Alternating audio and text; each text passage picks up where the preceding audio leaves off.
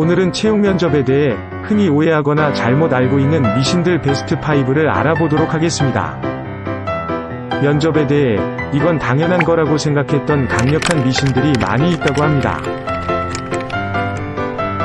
우리가 면접과 관련해서 흔히 잘못 알고 있는 것들은 어떤 것들이 있을까요? 대표적인 5개를 소개합니다. 흔히 경영자들은 채용할 때 최고인재, 우수인재를 뽑으라고 얘기합니다. 이 우수인재가 우리를 구원할 것이라 믿습니다. 하지만 정작 그렇게 우수인재를 선별해 일을 시키면 얼마 안 있어 퇴사하는 경우가 많다고 합니다.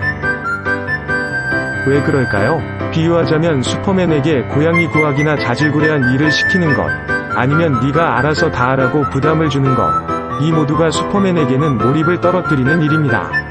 몰입도, 보람도 느끼지 못하게 되죠. 두 번째로는 딱 보면 안다고 하는 면접관, 정말 그럴까요? 여러 사례나 실험에서도 보면 사람을 잘 보시는 분이라고 하는데 역량이나 MBTI를 맞춰보라고 하면 거의 못 맞추는 경우가 많다고 합니다. 사실은 착각한 것이지요. 면접관들이 사람을 잘 본다는 건 착시에 가깝습니다. 실제 적합판단 확률은 12% 정도라고 하는데 구조적 면접과 같은 도구에 비해서 현저히 낮은 수준이라고 하지요. 대부분 첫인상에 많이 의존하는데 안 맞는 거죠. 세 번째, 말잘러들. 특히 딱 부러지는 여성 지원자들이 면접에선 항상 좋은 점수를 받아 역량도 높을 것 같은데 실제 역량은 그렇게 높은 수준이 아닌 경우가 많습니다.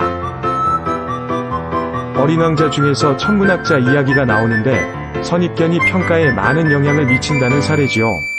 사실 고성과자들을 보면 말이 어눌하거나 너드 같고 엉뚱하기도 합니다. 오히려 그런 사람이 고성과자가 많다는 거지요.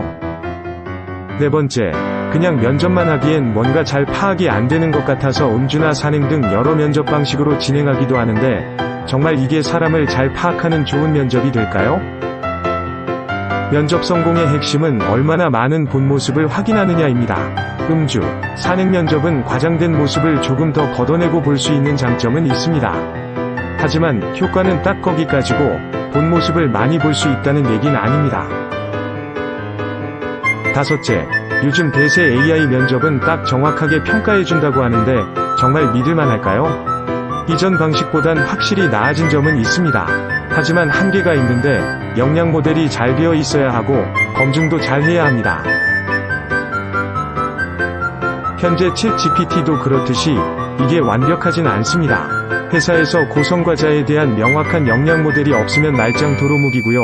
그 정의에 대해서도 면접 AI와 지원자가 동일한 의미로 이해해야 적합한 결과가 나옵니다. 대체로 다 아는 얘기일 수도 있겠습니다. 자, 이 정도를 이해하신다면 다음 문제를 한번 풀어보실까요? 학력 수준은 성과에 영향을 미칠까요? 유의미한 상관관계를 가지고 있을까요?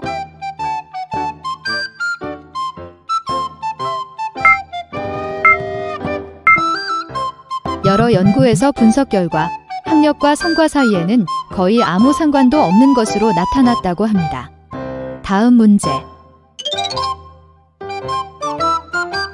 다음 중 성과에 가장 큰 영향을 미치는 것은 무엇일까요?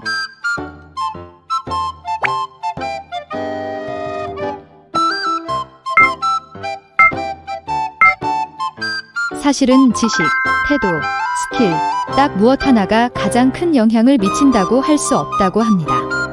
환경에 따라 전략, 직무가 바뀌고 역량 모델도 바뀌게 되는데 그때 필요한 게 지식일 수도, 스킬일 수도, 태도일 수도 있습니다. 일반적으로 안정적, 장기적 역량은 주로 태도 속성이지만 항상 그렇지는 않은 것입니다.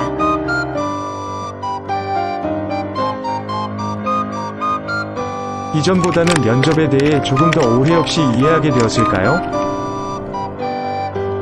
아무튼 중요한 건 적합인재에 대한 꺾이지 않는 마음 아니겠습니까?